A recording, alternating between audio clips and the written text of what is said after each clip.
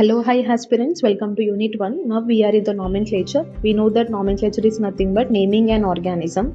Here we can see three different types of nomenclature. One is the binomial or binomial nomenclature, another one is the trinomial nomenclature, another one is the tautonymy.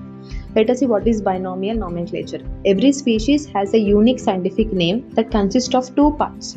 We know that scientific name is given to an organism. Here it consists of two parts, one is genus and species.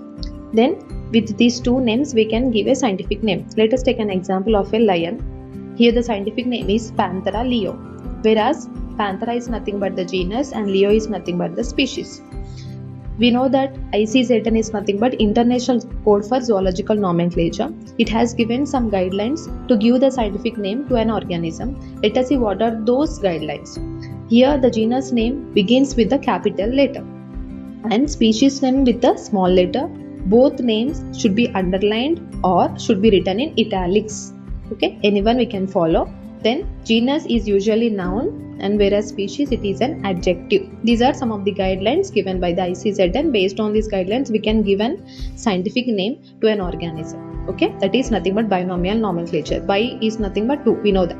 Next is trinomial nomenclature. We know that tri is nothing but 3. Okay, here a biological naming system used to identify organisms below the species level such as subspecies.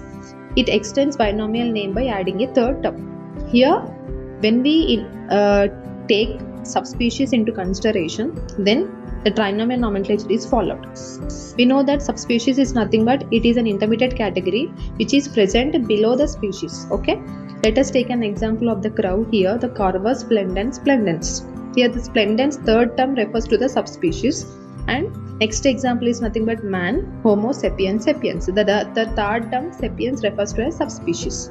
By these three names we know that it comes under the trinomial nomenclature. Genus plus species plus subspecies. Okay, that is trinomial nomenclature. Next, coming to tautonymy, the practice of naming animals in which generic and species name are the same. Let us take an example. Here we know that the spotted deer, it is an organism. The scientific name is Axis axis.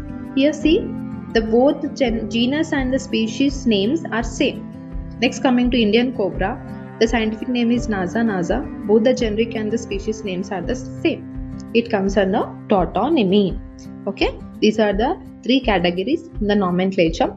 We can follow any one of these. Okay, thank you.